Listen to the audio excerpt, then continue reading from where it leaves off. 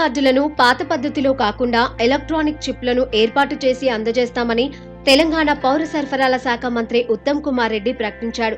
సంక్రాంతి తర్వాత కొత్త రేషన్ కార్డులు అందజేస్తామని మంత్రి ప్రకటించారు. కొత్తగా 36 లక్షల మందికి ఇవ్వాలని సర్కార్ యోచిస్తున్నట్లు తెలిపారు. రాష్ట్రంలో 2.81 కోట్ల మంది లబ్ధిదారులు ఉన్నారు. 89.97 లక్షల తెల్ల రేషన్ కార్డుదారులు, కొత్త రేషన్ కార్డుల కోసం 10 లక్షల దరఖాస్తులు, కార్డుల్లో మార్పుల కోసం 11.33 లక్షల దరఖాస్తులు వచ్చాయి. కార్డుల జారీకి కేబినెట్ సబ్ కమిటీ వేసింది. ఈ కమిటీకి మంత్రి ఉత్తమ్ కుమార్ రెడ్డిని అధ్యక్షుడిగా, మంత్రులు దామోదర రాజనరసింహ, పొంగులేటి శ్రీనివాస్ రెడ్డిని సభ్యులుగా నియమించింది. విధి విధానాలు రూపొందిస్తామంటూ కమిటీ పలుసార్లు భేటీ అయ్యింది.